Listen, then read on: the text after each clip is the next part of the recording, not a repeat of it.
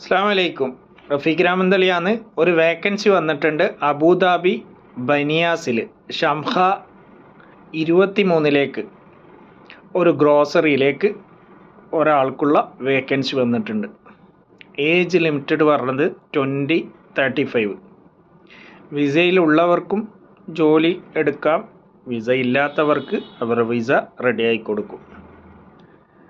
അങ്ങനെ ആരെങ്കിലും ജോബ് നോക്കുന്ന ആൾ ഇപ്പം നിലവിൽ UAE-യിലുണ്ടെങ്കിൽ 0555522 എന്ന നമ്പറിലേക്ക് നിങ്ങളുടെ CV സെൻഡ് ചെയ്യാം.